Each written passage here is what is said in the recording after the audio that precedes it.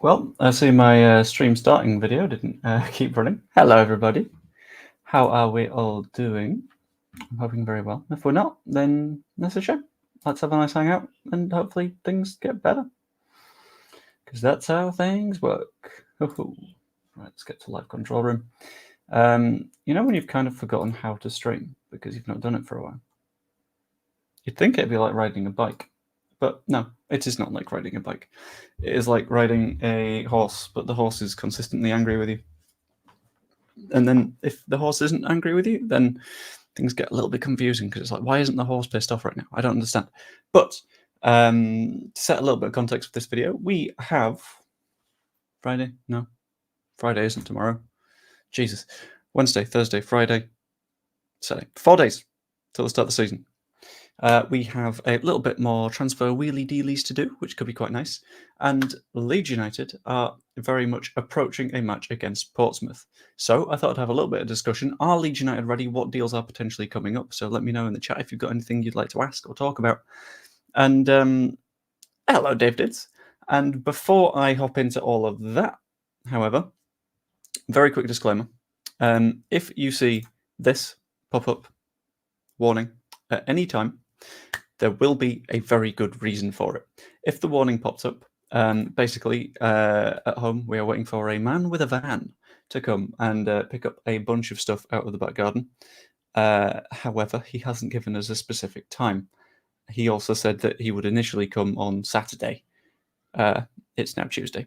So the thinking is, since we initially technically booked for Tuesday, that if he shows up today, then fantastic.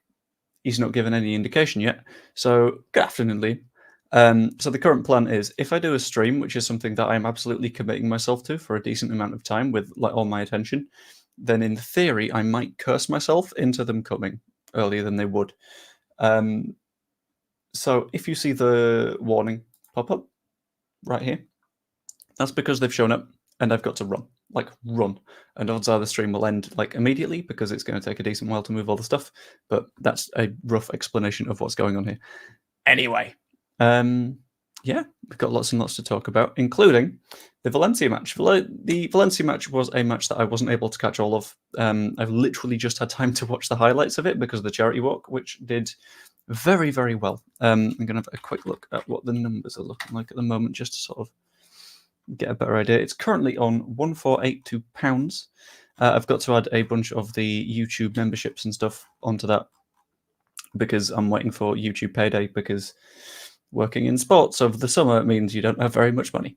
So I'm waiting for the YouTube money to come in and then I'll put that on the pile. But currently, I believe that will push us over the £1,500 number, which is absolutely fantastic. If anyone would like to donate in addition, that would be also fantastic, hugely appreciated.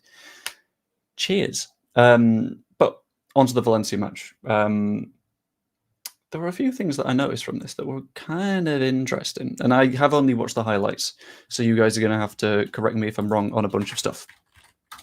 If you want to feel good, look at the first match versus Birmingham Squad versus the current bench. All I have done, and it makes me feel very good that we're not going to have to play Jamie Shackleton on the right wing. But the Valencia match, there were bits that I noticed, and I'm going to run through them if I can. And I'm going to need you guys to correct me if I'm wrong on certain things, because, again, I didn't watch the entire thing, which is fine. But you're going to have to let me know what I missed and what I didn't. I'm going to start with who I'm going to call my favourite footballer, because watching him brings me joy, even when it came to just, like, the... what's the word for replays, but lots of them? Highlights. When it came to the highlights, I was watching Rotero and I was like, how are you doing these things with the ball? That's not normal. People can't do this, you know? And time again, he was just creating more and more chances, that it got kind of confusing as to why no one has like properly come in with interest for him this window, unless like everyone has come in with interest and we've just sort of said, no, we're keeping him. I think keeping Rotero will be the biggest thing that we can do this window, because if we lose him, that would be a little bit devastating. Emotionally, physically, there would be trauma.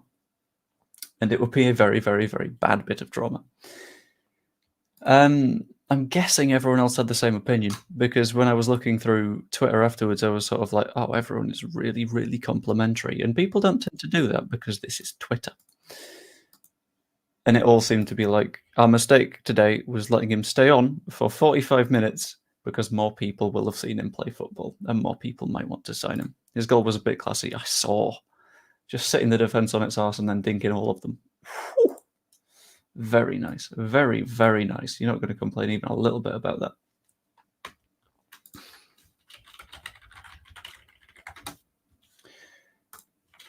Although he got the assist for Matteo, which I feel like is something that he's almost going to do like every other game this season. The amount of creativity bubbling out of that man just scares me a little bit.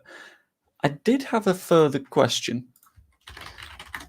and this feels like a pretty good question. And specifically, it's around chances and the broad idea of chances. Is it me, were the highlights biased, or did it look like we genuinely could have gotten like 5 goals in that first half? Because we had a couple of set pieces that we got really, really close to. The goalkeeper was full stretch with. There was the penalty that looked like a penalty. It might have been on the soft side, but I still think that that's a pen. He's still coming to the back of him. And I didn't really see them getting much except for their goal, which was basically kicked quite hard into a bunch of bodies, and no one's ever getting near that because it's deflected like an absolute nightmare. Am I missing anything with that, or did we genuinely have all of the chances in that match? Because it feels like that's the way it looked. I'm sort of relying on you lot. Purchase price doesn't make business sense so long as he's happy to stay, unless a crazy fee comes in. I think he stays for at least 1 year. Yeah, I think we keep Rosetta for a bit. I think it would be nuts for us to sell him from a financial perspective because you don't end up getting profit, or whether it's from a on-pitch perspective, because don't replace the guy that is your best player on a football pitch. Rule of thumb, that's incredibly stupid.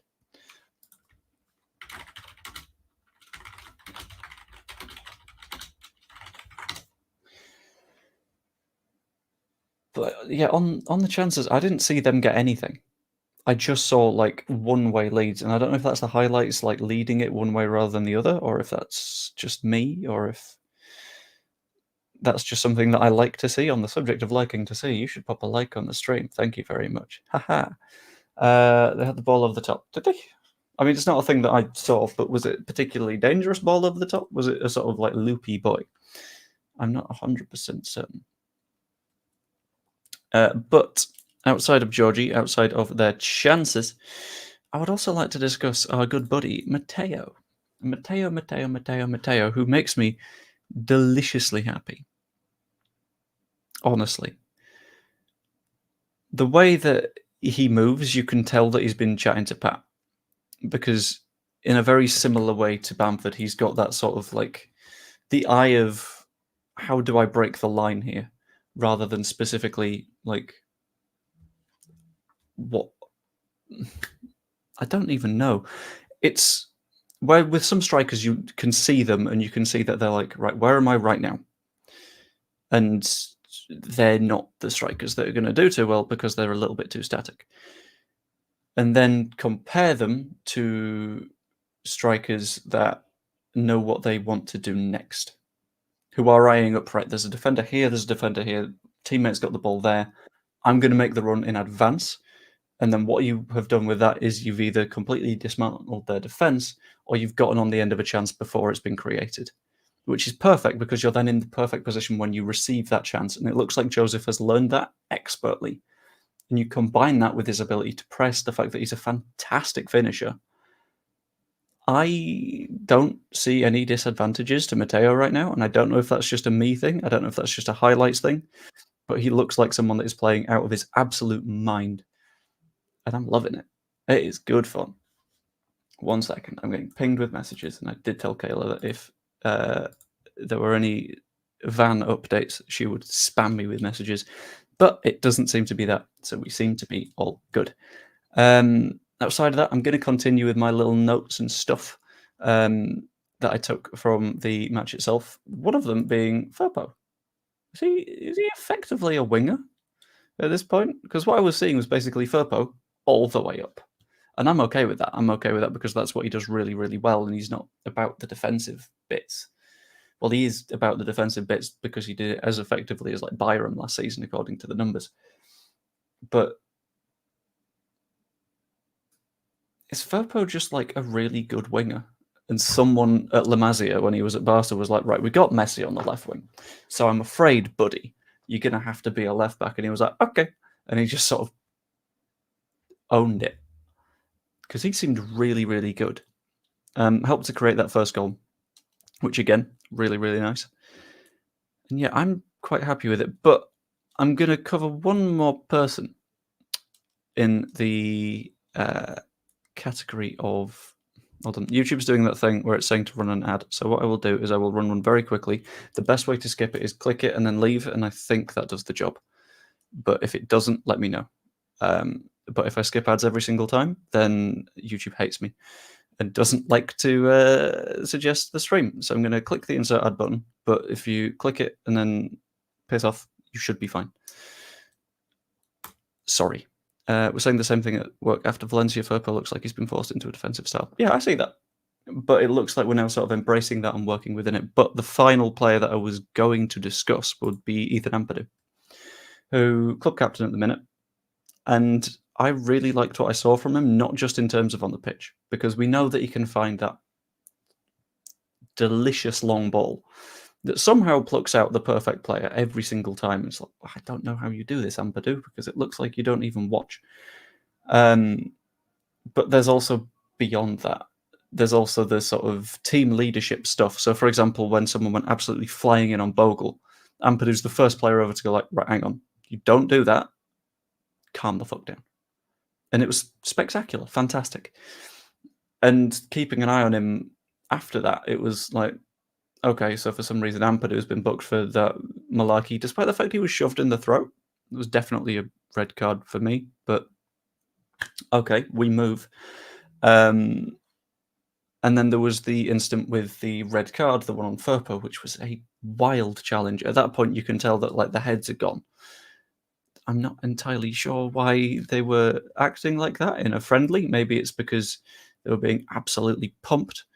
But effectively what happens beyond that moment is Ampadu is still over there first. The Firpo incident, he's still over there. He's like, right, ref, come on, let's have a little bit of a chat about this. That is definitely a red card. And the ref agreed, which was brilliant, beautiful, all good. But even then, when their player's leaving the pitch, he's getting in his ear a little bit. He's having a word, and I really like that from a captain because he understands both the footballing side and the characterful side of, if I can get in their heads, we've got that little bit of an advantage. And when you're playing against people like that, you hate them. Because of course you do, because they're being a little bit of a shithouse, and you don't like that. But Ampadu doing it is brilliant, and I love it. But I'm going to pop it open to the floor for a moment with a banner that I'm making right now. I would quite like your thoughts on the Valencia match because I barely got to see it. So if you've got any specific ideas of it, just let me know. Shout them at me, and we can have a little bit of a chat about it. And I might even try and hunt down the specific moments on LUTV. Who knows? Who do you think will be the star player this season? For me, I want to go with... It's a tricky one. Are we talking star player as in like our best player or like a breakout player? Because I think we'll have a very clear player who we don't expect to set the world on fire that will. I think that Matteo is on for a wild season if he's able to play to the level that he's playing in this preseason. Simultaneously, I want to say Georgie. Because last season, Georgie did a hell of a lot. But the thing is, a lot of his chances that he were feeding to various players were going to Crescencio. And as much as Cree got the ball and finished, that meant that a lot of the sort of oomph was dragged away from Georgie, which I think was a bit of a shame because I think he genuinely had an obscene season last year. Like, no one would have seen it coming from him, but he did. And a lot of people wouldn't have sort of predicted that. And I'm kind of happy for him because I think his ceiling is absolutely through the roof. Ceiling. Groove. I don't. You know what I mean?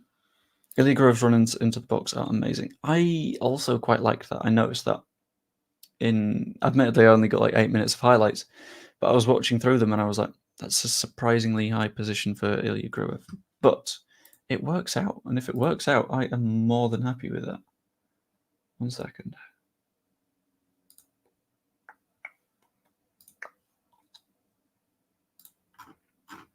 Cool. Just had to check something. Yeah, if Gruev is able to sort of get on the end of chances and get a couple of goals this season, that'll be a sign that we're more than happy to sort of share the opportunities about, which is something that I really, really want to see happen.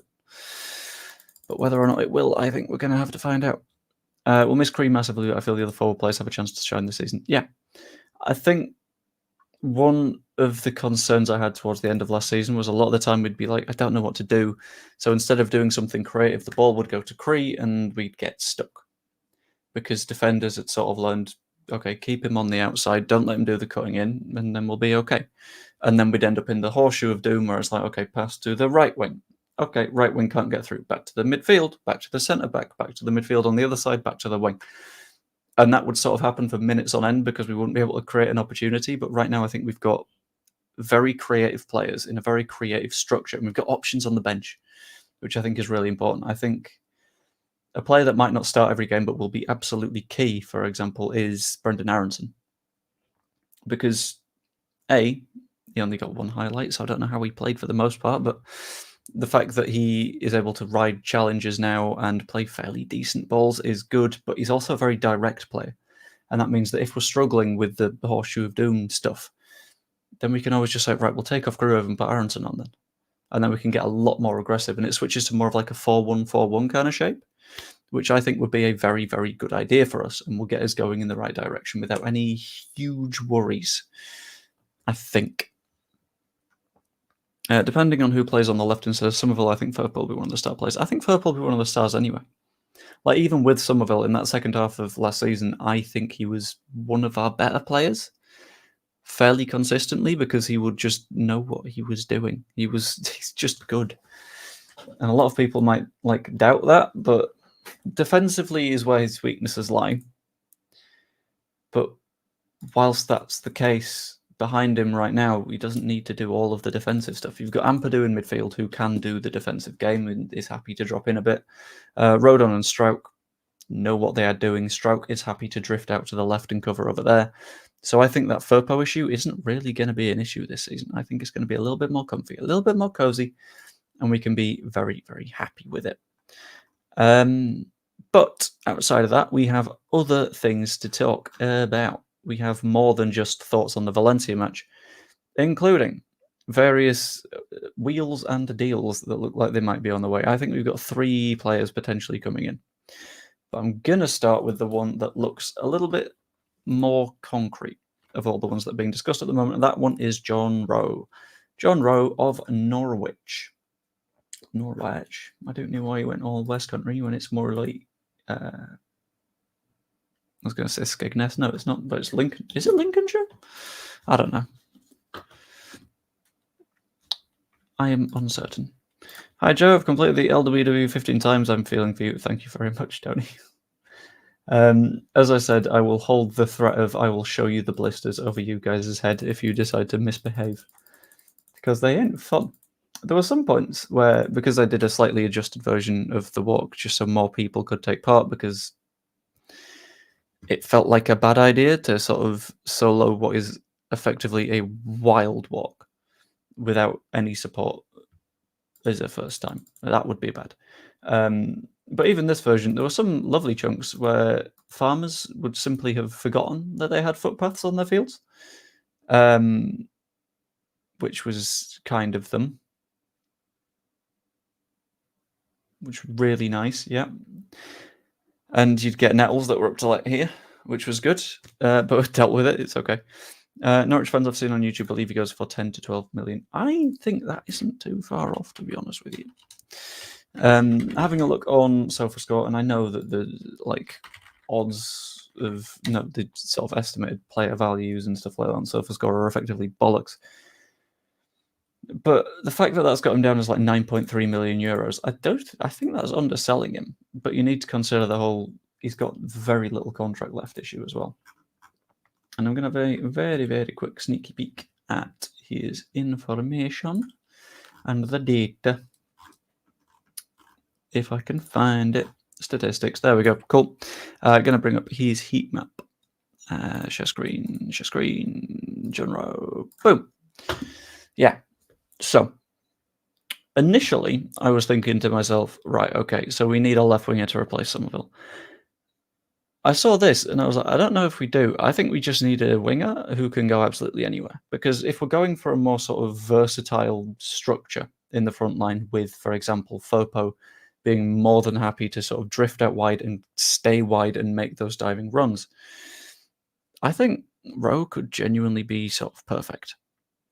Because having a look at this section of the pitch is roughly where you want him if you've got a Firpo on the outside, which means you've got this space covered and you've got this space covered with very, very creative options. They're not bad players in the slightest.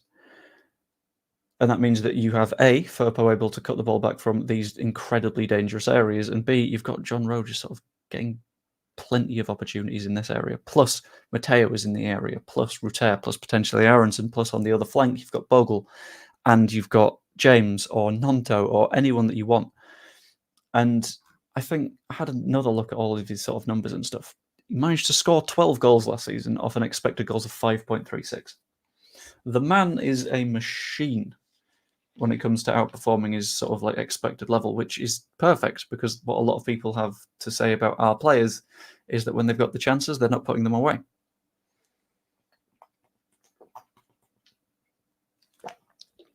Sorry, I'm very thirsty because I have shut my window and it is very warm. But even outperforming his expected goals, it's a solid amount of goals per game, decent number of shots per game. And I don't know if that's per 90 or per match. I'm not sure. But basically, it's a very, very good footballer. Very good. On the how much do you think we'll get him for? I think if we do get him, you are pushing beyond 10 million. Because 10 million is... Whilst it's what we think that we can get him for, I still think it's on the low end. Because he did sort of prove to be a very, very good player for Norwich last season. And we can't forget that because ultimately they are the selling club and that's what matters. Their sentiment matters a little bit more than ours. But I don't see it being hugely more. I don't see them being able to push higher and higher and higher and higher. Like Dave said, Norwich fans I've seen on YouTube believe he goes for 10 to 12 million. I don't think that's that far off. I think 10 to 12 million is sort of a sensible number for them to sell for. Again, you got to remember, 1 year left on the contract. We can always make it a little bit shinier and say, look, we'll give you 8.5 million now, 2.5 if we go up, which would be very clever. On this, Colin, he sort of is. He's currently in the last year of his contract, but there is a 1 year contract extension on the club side rather than his. So if, in theory, he wants to swan off to Leeds, he could do that, but it'd be a little bit tricky for him. Because they could just add another year to his contract and say, no, you can be in the same situation next year. But I feel like that'd be very stupid for them. Especially when, like, that video came out of him basically saying, yeah, Elland Road is fantastic. I would really like to play at Elland Road on the other side. And it's like, well, you can't really hint much harder than that, can you guys? Only 21, isn't he? He is indeed, which makes him, in my opinion, a fantastic signing. Because we know he's got a really high ceiling. We know he's got room to grow. And I think he would be sort of perfect as a Somerville replacement. Sonro for 10 million 1 season for us. He's worth 30. Yeah. Basically this. Signing young players that have a lot of potential is always going to be a good thing. And especially when it's the case of like a John Rowe, who we know has a very high ceiling. And we know he's going to push it higher and higher and higher and higher and higher. And if he's in our system, which hopefully he will be, him feeding on those opportunities from Georgie and Firpo and Aronson and Bogle kind of incredible opportunities that if we don't end up taking, I'm going to be a little bit sad. It's one of those where, like, to quote Todd Howard when he was, which game was it? Was it Fallout 76 or something? It just works.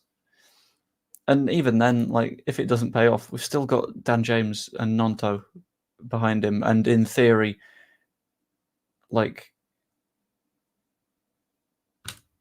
whose name am I forgetting? That name I'm forgetting. And in theory, Aronson can do it as well, because he can play out wide as well as centrally, as much as Jesse Marsh didn't believe it. If we do sign him, when do you think we'll get him by? I know Fallout 76 didn't really work, but we're not following the metaphor that far down the line. If we do sign him, I would...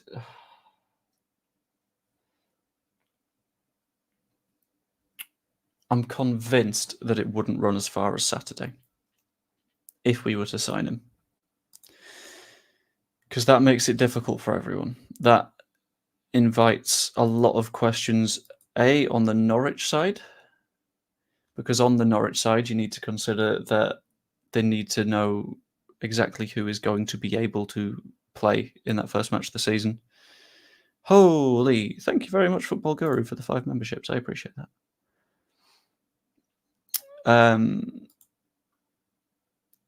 But in terms of... It's tough. It is tough. I think it would make sense for us to have it done by, I would say, Friday, if we were to push for it this week. Very hard to push for. You might say no problem at all. I'm still going to say thank you.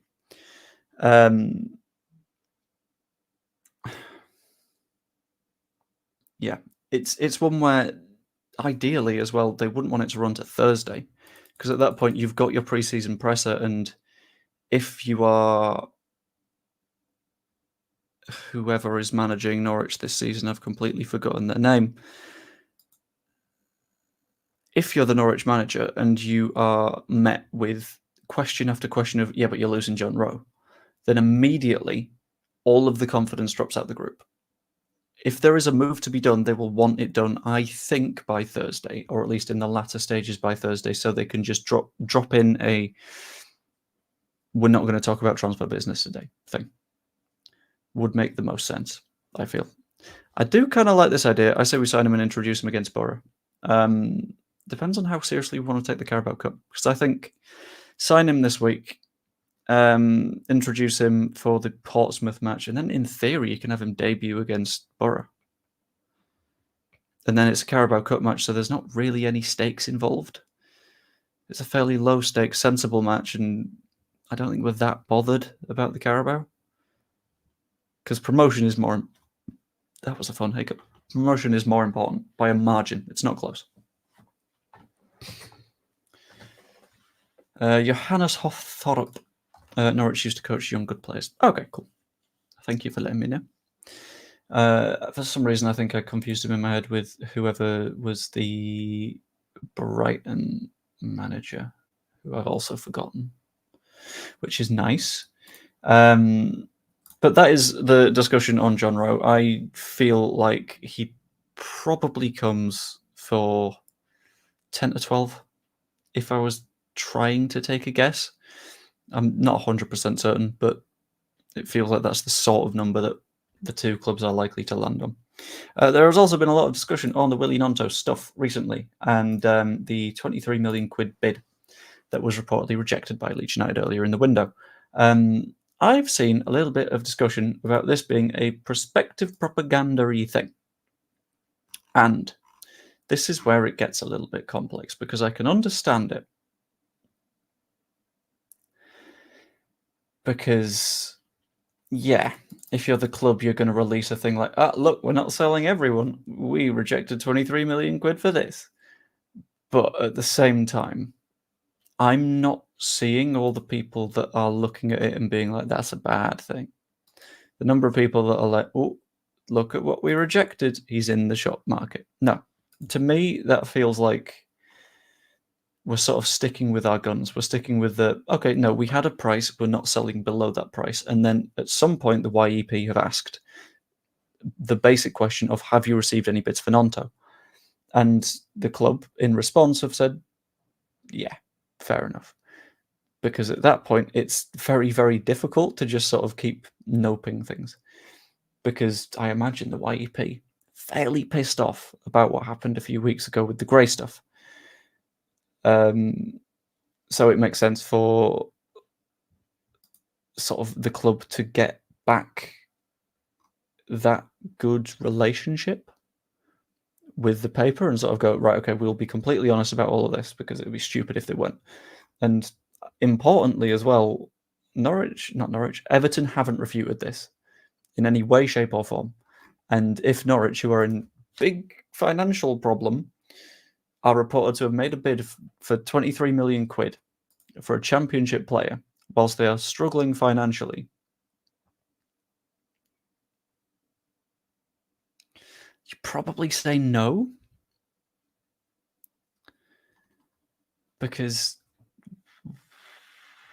what do they benefit by going along with a lie? Because that would be very, very silly of them, and I do not understand it. Where was I looking? Sorry, got to quickly check a thing. Make sure that it is not time for the thing. Nonto wanted to leave last season. How much will it take for us to let him go? That's a weird question. Because why do people seem to want Nonto to go now? Last season, everyone was mad at the idea that Nonto wanted to go and was like, he'll have to do a lot to get back in the good books. And then he had a pretty decent season, considering the number of minutes that he got. So he was up with, in terms of like goals per minute, he was up with the Somervilles and the Bamfords and the Jameses and the Pirous. But people now seem to be like, yeah, well, why aren't we just letting him go? It's like, well, because that would be stupid. Because he's very good. We have seen that he is very good. There is a reason that clubs in the Premier League want to sign him. Why are we complaining at the club when we're selling some very, very, very talented wingers, but we're not complaining at the club when they're wanting to hold on to other very, very good talented wingers for less money? Like, if we were to sell Nonto for like 20 million quid, no one is going to be like, brilliant, we're good, we're fine. But at the same time, you've got people saying, like, how much will it take for us to just let him leave? And it's like, well, why would we want to let him leave? He's in the top, I've brought his numbers up now, he's in the top 7% of goal scorers per 90 amongst all wingers and midfielders in the past 365 days. Vastly outperformed his XG. Decent number of shots on target. Progressive carries are through the roof. Receives a lot of progressive passes, so is a fundamental part of our attacking shape and structure. Just wild. 10 goal involvements in basically 1890s last season. So you're going to get goal involvement from him every 2 games that he plays. That's really good. That's genuinely very, very good. Let's not force out the players that are very good, please. There is a reason that we were mad when he was considering a move away last season. Let's remember that said reason that we were mad is because he was trying to leave. Don't push him out the door now. It'd be very silly. Keeping Nonto in retail would be huge for promotion. Part of me still sees a Nonto exit. I think if we are to see a Nonto exit, it will take a lot of cash.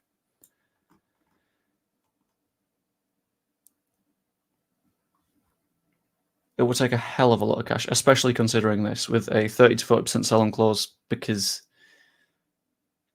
you sort of want to wait. He's more valuable to us if we get promoted this season and will help us push towards that promotion. Then how much are we talking? If we say we did accept that 23 million, so that's 2.3 multiplied by 4, roughly 10, leaves us about 13. Yeah, I think promotion is worth more to us than 13 million quid. So I think that's the calculation that's been going on in the 49ers' heads, in my opinion. I don't want him to go, but since he clearly wanted to go last season, how can I reject him like this CS situation? What are you talking about, CS? Counter-Strike? Does he play Counter-Strike? I don't know. Are we talking like PSR? Are we talking PNS? I don't know. Also, to warn you, YouTube is doing the thing where it asks to run ads, and I'm going to do it because if not, it doesn't recommend the stream to people. So the quickest way to get rid is to click on said ad, and then it will go away. I think. I will test this myself very soon. But yeah, I think in terms of financial value, it makes more sense for us to hold on to him now and then create some of it. Right, okay, that makes sense. Right, since he clearly wanted to go last season, how can we reject him looking at the Crescencio Somerville situation?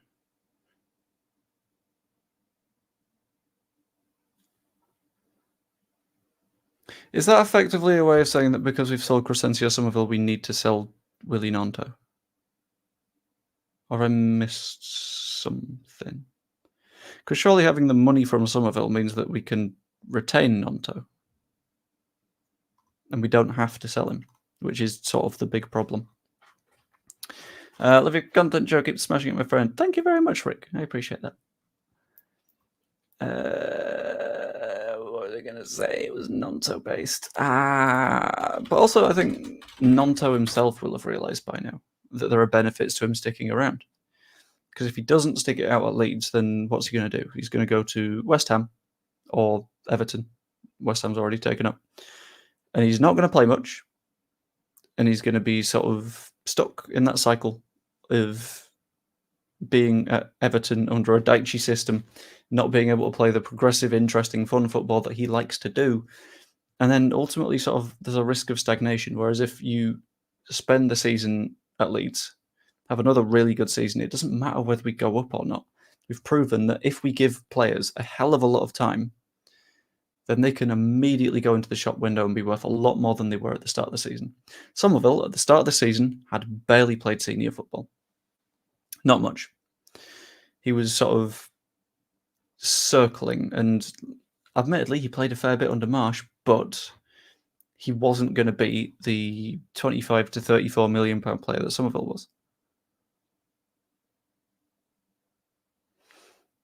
Which is a challenge, you know?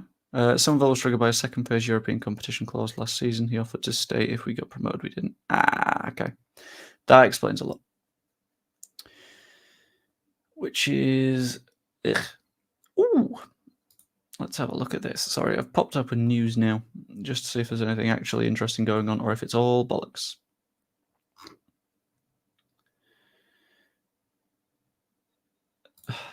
Right, I love this. I've had a quick look at a Romano E thing on the Leeds move for John Rowe. And why do I know you? Interesting. Basically, whilst talking to Give Me Sport, Fabrizio said that Leeds have a concrete possibility of signing John Rowe. That's like saying that you've got a liquid solid.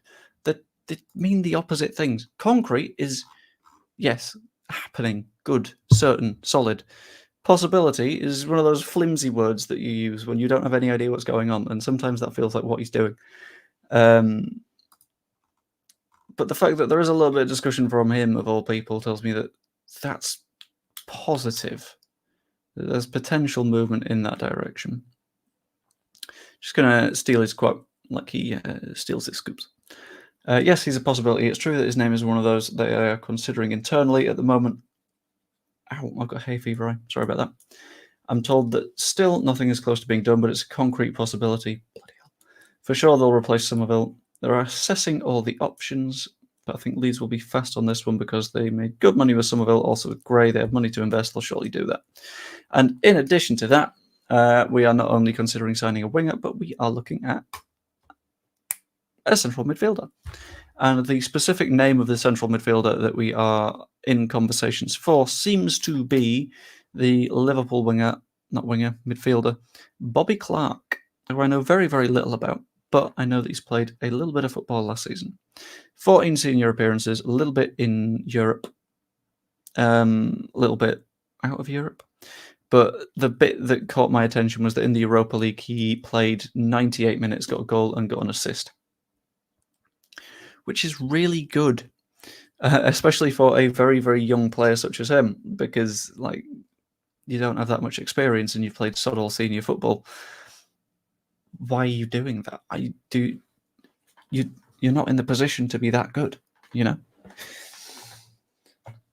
Let's have a look at the other bits. Newcastle born Clark has 14 senior Reds appearances under his belt, as being eyed by Leeds. They do, however, face stern competition from both Norwich. Ha! Oh, Norwich. And Austrian side RB Salzburg. I don't know about that. That makes me feel like that's more of an RB network being interested. And I would be 99% sure that any signing that happens there would be on a loan, because that just makes sense for Liverpool. Thank you very much, Alan. I appreciate it. But if that were to happen, that also makes sense for us. Because I think loan signings for us are sort of rational, because whilst we have a good core of the squad, outside it, it's a little bit weaker, and you can get genuine quality young players from the Premier League on the cheap, which is nice. Let's have a look.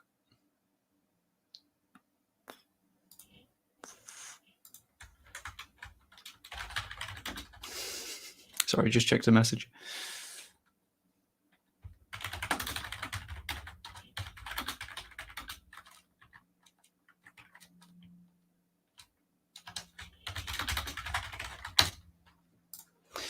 Okay, cool. Yeah, when it comes to signing midfielders on loan especially, I think it makes a hell of a lot of sense for us. Because whilst we might end up with a Ben Whitey situation where it's like, no, we want to keep him, please, no. That's not necessarily going to work out for us, because, you know, you can't always keep your loanees, and that's why there is the line, never fall in love with a loan player. But at the same time, at the end of the day, the job of said loan player is to get us into the Premier League. Ben White got us into the Premier League. And if we look at players of sort of Ben White-esque levels in terms of they've been at loan elsewhere and they've been okay, or they have proven themselves really effectively in PL2, I think we're in a really good spot, in my opinion, because that gives us that little foundation that we can build out of. And then next season, next season, that's when you go for the bigger buys, because of course you do, because you've got the Premier League money at your back. And that also brings us to the financial reason, which is you're not going to threaten PSR, which is why on the left-back situation, I was kind of happy with us potentially looking at Hugo Bueno. Because Hugo Bueno, very decent left-back. It's more of a question of, is he going to be consistent enough to play throughout an entire season? Because he doesn't really do that at West Ham. At Wolves, I don't know, but he wouldn't need to if we signed him on loan, because we've already got a Firpo there.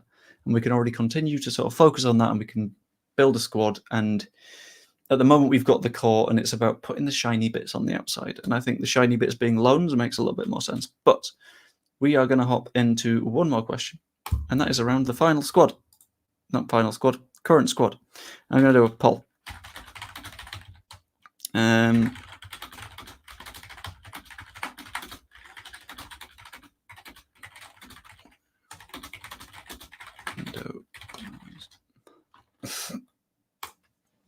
And the poll is, would you be happy with the squad as it is right now if the window closed?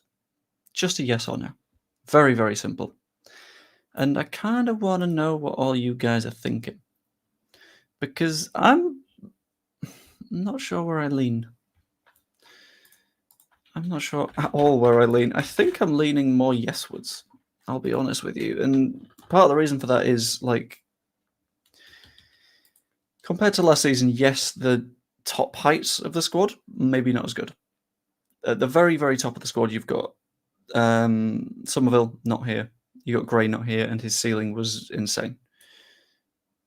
But comparatively, if we have a couple of injuries this season, I feel a bit comfy. I feel like we've got that strength in depth. I feel like we won't have if we were missing a couple of players, we're not going to bump into the issues that we did against Birmingham last season, where we needed to just replace absolutely everybody. Because that was bad. In fact, sod it. Yeah, what I'm going to do is I'm going to go to that specific lineup and I'm going to compare. And I'm going to think how many players it would take for us to be missing in order for that to be the case again. Because we would need to be horrifically unlucky on injuries.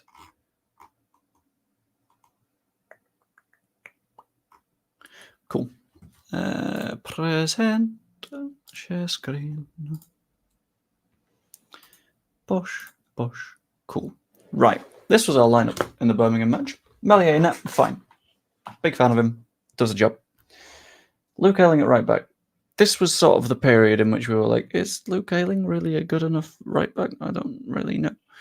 Ampadu in midfield. Cool. We got that bit right. That's good. Charlie Cresswell at right centre back. You're not Joe Rodon. And I think this might have been the match that sort of helped to teach Farker that maybe we don't lean on Cresswell too hard.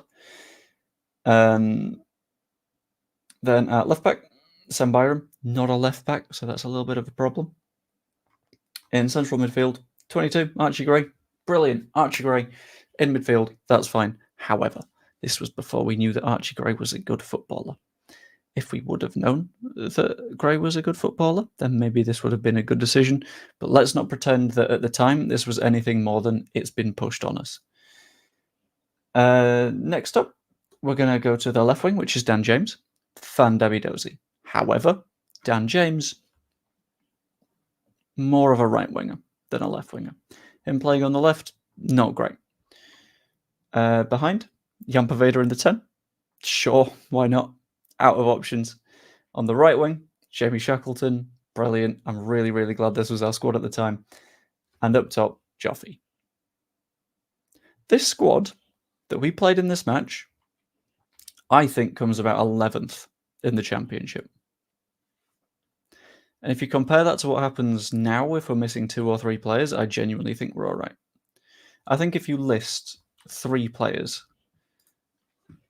just at random, the next 3 players that anyone names in the chat will put together a lineup that doesn't have those guys.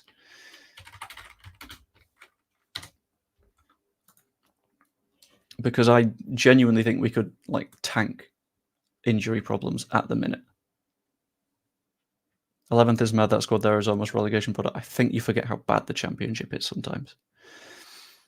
Like another striker, maybe alone, as a lot of pressure will be on young Joseph. I don't know if too much of the pressure's on him, though. Because you've got to consider the amount of goals that we've got in that attacking unit at the minute is huge. Because we've got James's goals, we've got Nonto's goals, we've got Rutter creating chance on chance on chance. We've got more opportunities coming from fullback as well. I genuinely think it's fine. Where would the goals come from to finish 11th? It's a good question. Who finished 11th last season? Let's have a look. Let's go Leeds. Let's go Champo. Be gone, Stathead. They only scored 53. That's gettable, you know? Right, Rutter, that's the first player that we're missing. That's a pain in the arse, and you know it is, and you've done that on purpose. I don't like it. But we'll deal with it. I said that we could deal with it, so we will. That's fine. So we'll go no Georgie. 2 others, anybody? Don't we need another left back? What happened with McNulty? I'm not entirely sure. That went very, very quiet. So there's one that I'm having to try and keep a little bit of an eye on. Having Bundesliga players on the bench is a luxury in the Championship. It absolutely is. Yeah. I don't think enough people are sort of recognizing how few sides are going to have access to that. It's really, really good.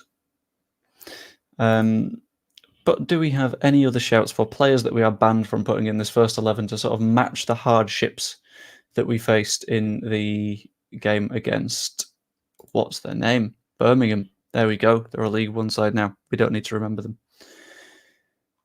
Because we've already got Rutter removed, which was a little bit rude, I think, but that's fine. but we can work around it, because I think we have a genuinely far deeper squad right now that is a lot more comfy. Firpo, you bastard. You know what you've done there. And I know why you've done it. And I respect it. But you bastard. Need one more.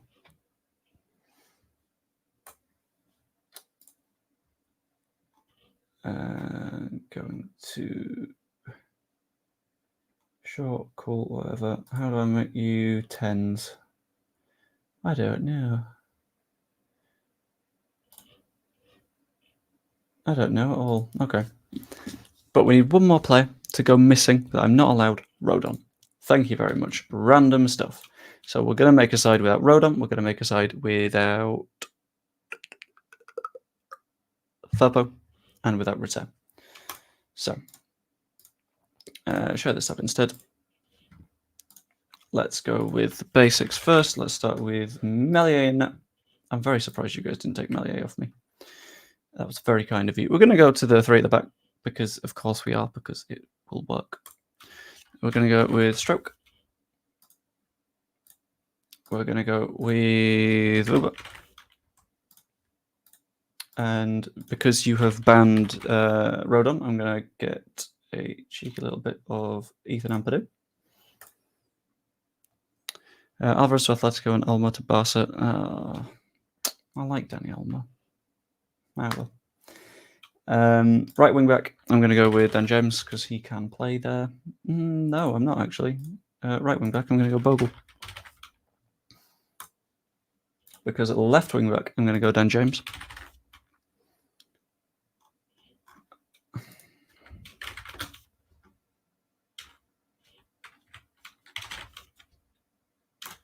Brilliant, thank you. That shouldn't have taken that long. And then we'll go Gruev.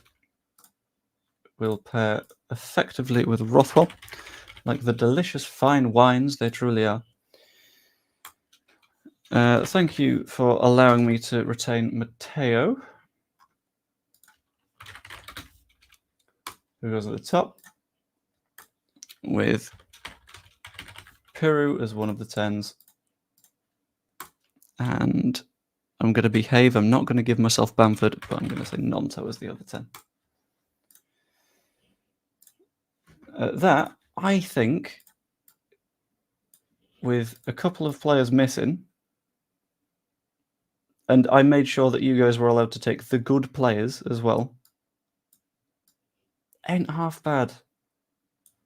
Let's just put it in the right shape. There we go. We know Dan James can do box-to-box, so we'll just let him do that. We know Bogle can do his box-to-box. That's not bad. That does a job. Matteo at the top does his job. Ampadu right centre back. Yeah, because someone stole Joe Rodon from me. Tell I'm not happy with is James at left wing back. You literally just pulled up the squad versus Birmingham and mentioned James not good enough to be on the left side. No. I specifically said that it's not his preferred side. And I also mentioned that Somerville is better on the left. The other way around, probably misspoke. That's on me.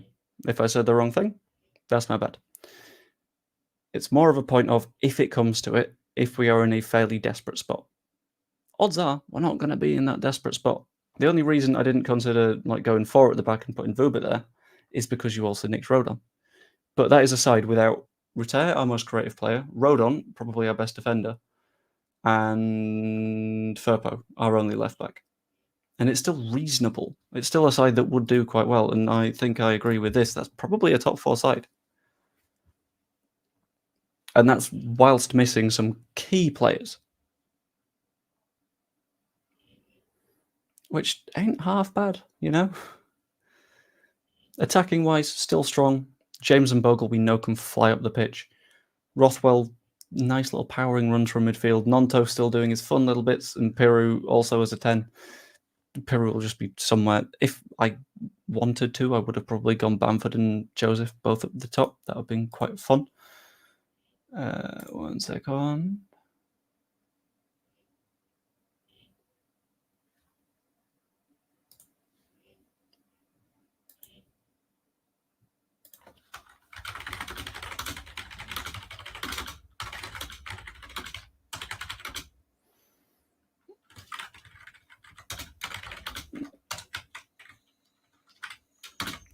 Sorry, I had a little bit of chat on the man with van thing. Do it look 4-3, just giving an opinion for something to talk about. Yeah, that's completely fair.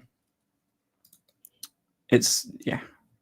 I think looking at that lineup, it's not a lineup that I would like, but it's a lineup that I go into a game week going, they'll probably do a job. Which is a lot better than what we had with the Shackleton, Pervader, Gelhardt as a winger stuff. Because that was a nightmare and it didn't go very well. But yeah, I'm feeling all right.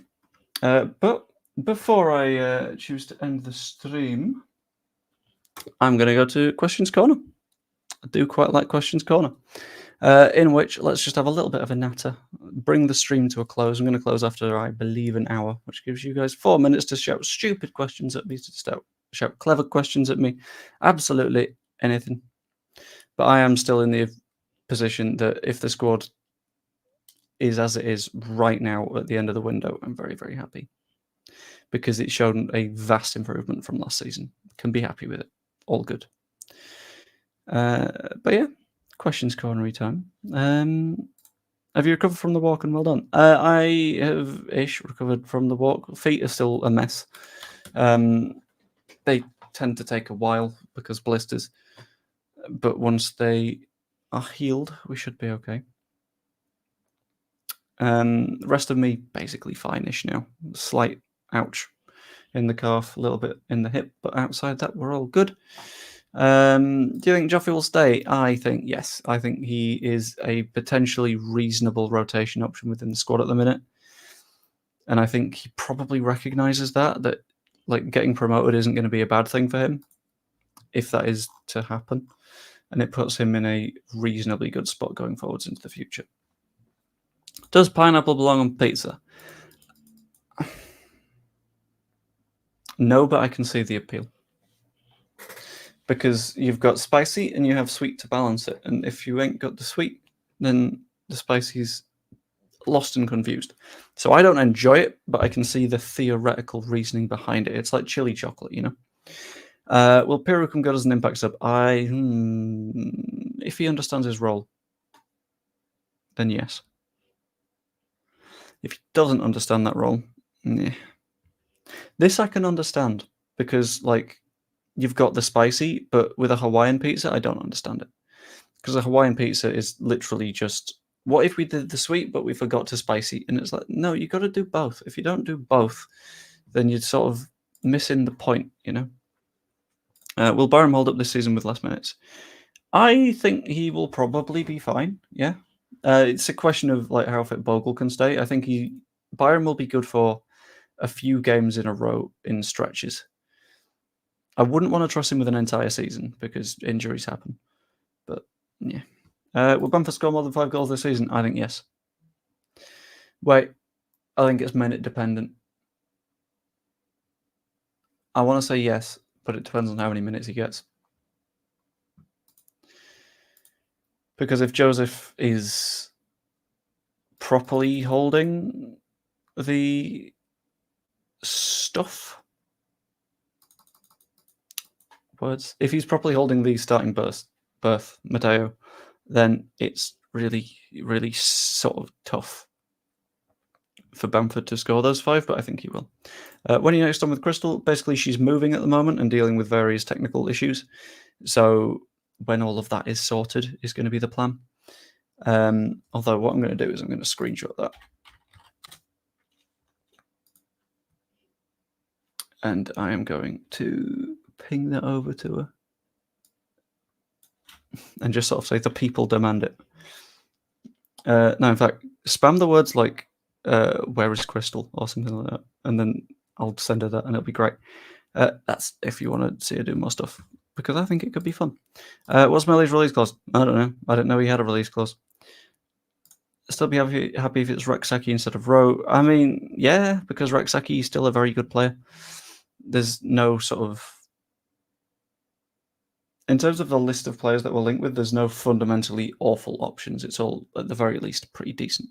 Would you drop the cups and focus on the league? I would probably put in rotation-y options in the cups, but I would try and focus on the league. If we happen to win matches in the cups, brilliant. If we don't, that's fine. It's not really a problem. Will Crew break through? I think he'll get the same sort of minutes as Cresswell did last season. Sort of dipped in and out as sort of like maybe Anthony minutes instead, where it's sort of like, okay, we're looking comfy. Let's give Crew some minutes because it's a good sort of situation to sort of play him in. If we can get Rowe and a backup wing back, I'm happy. An extra midfielder would be nice too. But with Ampadu, Grove, Ruffle, and Crew, I'm okay with that for now. Even if one more would be lovely. Yeah, I'm going to end the poll there as it is a perfectly balanced 50-50, which I think is very interesting because Leeds fans can never agree on anything. But with that, I'm going to end the stream because I got various bits to do. We've got a meeting very soon, which is going to be great fun. So hope you enjoyed. If you did, just pop a like down below. That's always massively appreciated. Helps it get pushed out a little bit more. Subscribe if you're not yet. As I've been mentioning, for every subscriber I've got at the start of the season, I will be donating another 1p to Prostate Cancer UK. So you can effectively donate to charity just by clicking one button, or even becoming a channel member. It is 99p, and again, up till the start of the season, all my channel membership money is going to go to Prostate Cancer UK. Hope you enjoyed the stream, and yeah, I will see you later. Ta-ra.